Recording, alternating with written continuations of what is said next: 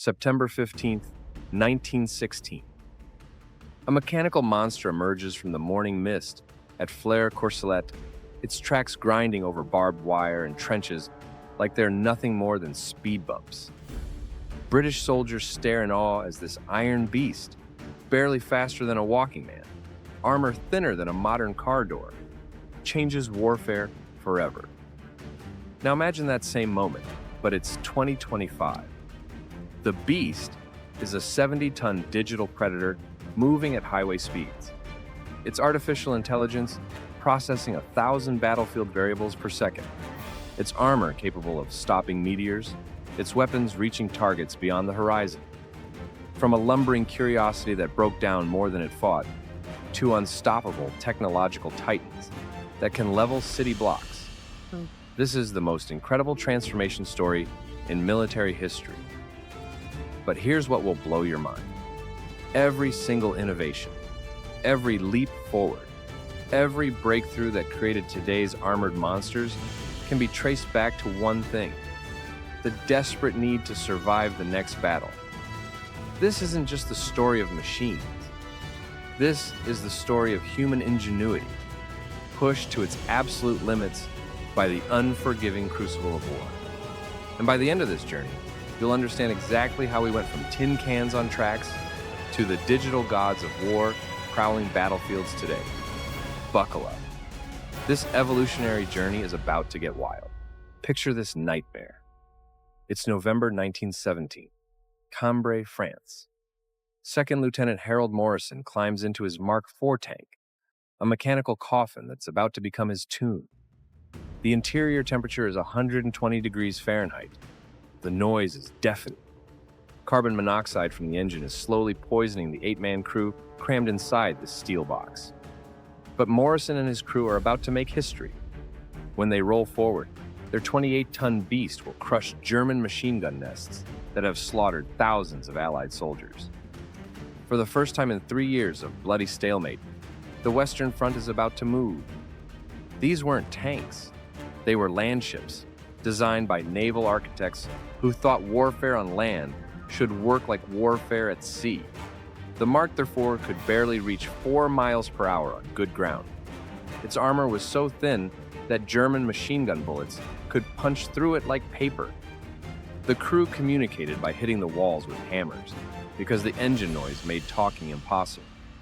But here's the thing about evolution.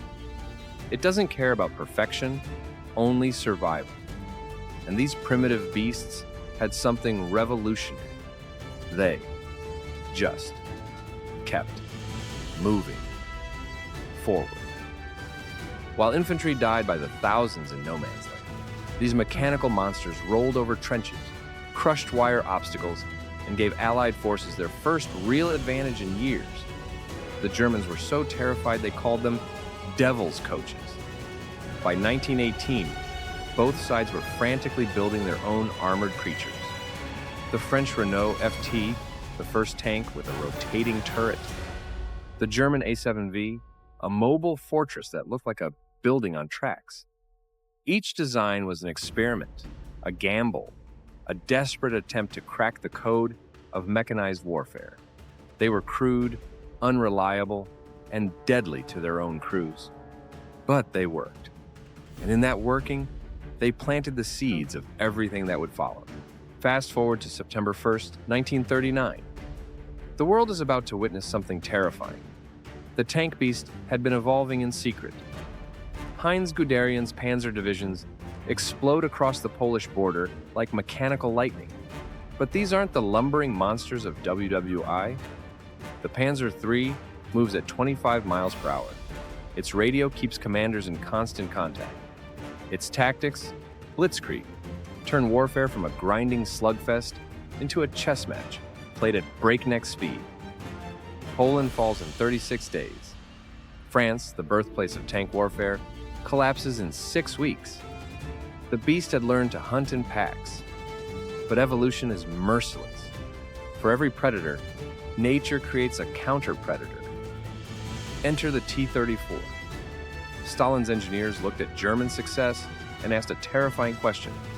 What if we made our tanks impossible to kill? sloped armor that bounced German shells like rubber balls, wide tracks that could traverse Russian mud that swallowed panzers whole, a 76mm gun that could gut any German tank from a mile away. When Operation Barbarossa launched in 1941, German tank crews got their first glimpse of the T-34 and thought they were hallucinating. "It's impossible," radioed Panzer Commander Hans von Luck as his shells bounced harmlessly off Soviet armor. "Our rounds aren't penetrating." The arms race had begun. Germany responded with the Tiger the Farsoil, 57 tons of Krupp steel and Fury, with an 88mm gun that could destroy any Allied tank at ranges. They couldn't even fight back. One Tiger ace, Michael Wittmann, destroyed 138 enemy tanks in a single machine. But the Allies were learning too. The American Sherman wasn't the best tank. It was the most reliable tank. While German superweapons broke down, Shermans kept rolling. They won through numbers, logistics, and the unglamorous reality that wars are won by the side that can keep more machines running. By 1945, tanks had evolved from curiosities into the dominant force on any battlefield. But they were still recognizably the same creatures. Steel boxes with guns that relied on thick armor and big cannons. The next phase would change everything. October 1973. The Yom Kippur War explodes across the Middle East, and something unprecedented happens. Tanks start killing each other from distances their crews can't even see. Israeli M60 Pattons engaged Syrian T-55s across the Golan Heights, using new thermal imaging systems that turn night into day.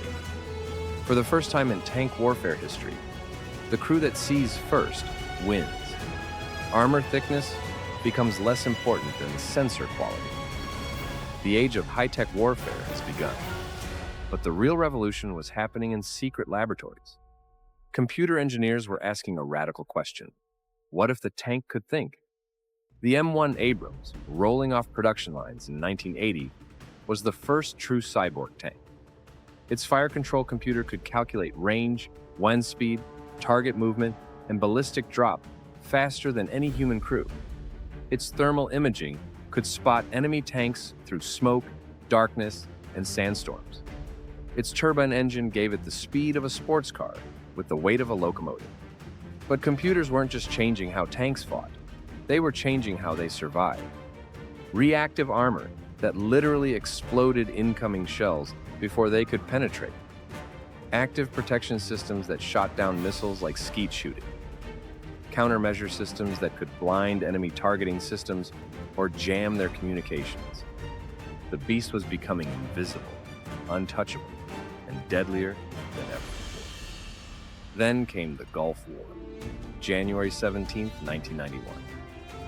Coalition M1A1 Abrams tanks faced off against Iraqi T-72s in what should have been an even fight. Both were main battle tanks with similar guns and armor. It wasn't even close. American tanks were destroying Iraqi armor from ranges the Iraqis didn't know were possible. Thermal imaging let M1A1 crews fight effectively in sandstorms that blinded their enemies. GPS navigation systems meant they never got lost, while Iraqi crews struggled with paper maps in the desert. The kill ratio was legendary. 0 M1A1 Abrams lost to enemy tank fire. Over 2,000 Iraqi tanks destroyed. The message was clear. This wasn't just about bigger guns or thicker armor anymore. This was about information, about seeing the battlefield in ways the enemy couldn't comprehend. But while everyone was celebrating American technological superiority, a quiet revolution was beginning in research labs around the world. Engineers were asking the ultimate question: what if we removed the human entirely? Fast forward to 2003. Staff Sergeant Michael Rodriguez peers through his M1A2 Abrams thermal scope in downtown Baghdad.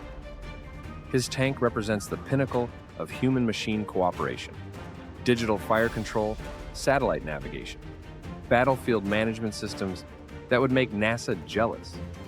But 3 blocks away, something impossible is happening. A research team is testing prototype systems that make Rodriguez's cutting-edge tank look like a Model T Ford. Unmanned ground vehicles, artificial intelligence that can identify and engage targets faster than human reflexes. Swarm systems where dozens of small robots coordinate attacks like digital wolves. The beast was learning to hunt without a human master. The transformation accelerated after Iraq and Afghanistan. IEDs taught tank designers that survival wasn't just about thick armor.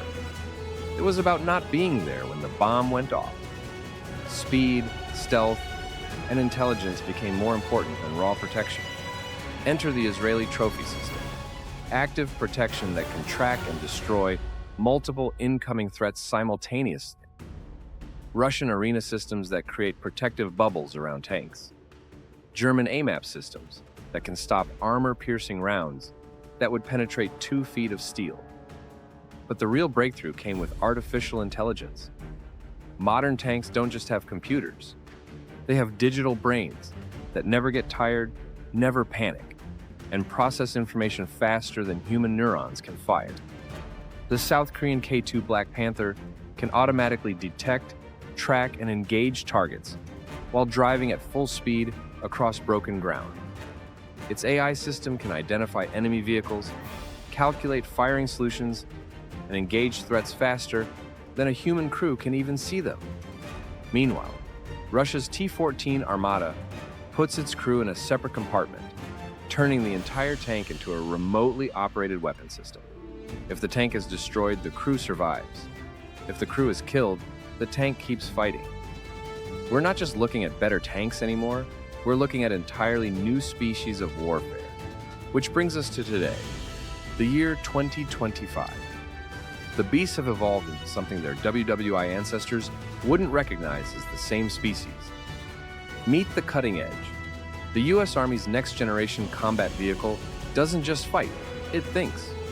Its AI system processes visual, thermal, radar, acoustic, and electronic signatures simultaneously, creating a 3-dimensional map of threats that extends for miles in every direction. But here's where it gets science fiction level crazy. These machines can share consciousness. When one tank's AI learns something, every connected vehicle instantly knows it too. They're becoming a collective intelligence that gets smarter with every engagement. The German-French MGCS project is developing tanks with modular everything. Armor that can be swapped based on mission requirements, weapons that can be changed in the field, even AI personalities that can be updated like smartphone apps. Israel's Merkava Mark V isn't just a tank, it's a mobile command center that can coordinate airstrikes, artillery barrages, and infantry movements, while simultaneously fighting its own battle. But perhaps the most mind-bending development is happening in South Korea, where they're testing tanks that can literally become invisible. Not stealth, invisible. Active camouflage systems that display the terrain behind the tank on screens covering its front surfaces, making it disappear completely from visual detection. And then there's the ultimate evolution: swarm warfare. Imagine not one super tank, but dozens of smaller AI-controlled vehicles working together like a mechanical predator pack. When one sees a target, they all see it. When one is destroyed, the others adapt instantly. This isn't the future. This is next Tuesday. So here we are, 109 years after that first metal monster crawled across a French battlefield. What started as a barely functional curiosity has evolved into digital gods of war that would seem like magic to their WWII ancestors. But here's the incredible truth about this evolutionary journey. Every breakthrough, every innovation, every leap forward happened for the same reason those first tanks were built. Someone, somewhere, was desperately trying to survive the next battle. The thick armor of the Tiger tank, the speed of the M1 Abrams, the digital intelligence of tomorrow's autonomous systems. They're all answers to the same eternal question: how do we stay alive long enough to complete the mission? We've gone from 28 tons of steel and steam to 70 tons of composite armor and artificial intelligence, from 4 miles per hour to highway speeds. from banging on walls to communicate to quantum encrypted digital networks. From machine guns that barely scratched paint to electromagnetic railguns that defy physics. But the most incredible part? This evolution is accelerating. The next 10 years will see changes that make the last century look slow. The beast continues to evolve, and we're just getting started. What do you think comes next? Fully autonomous tank armies? Human-AI hybrid crews? Something we haven't even imagined yet? Drop your predictions in the comments, smash that subscribe button, and prepare yourself, because the next chapter in this evolutionary story is going to be absolutely insane.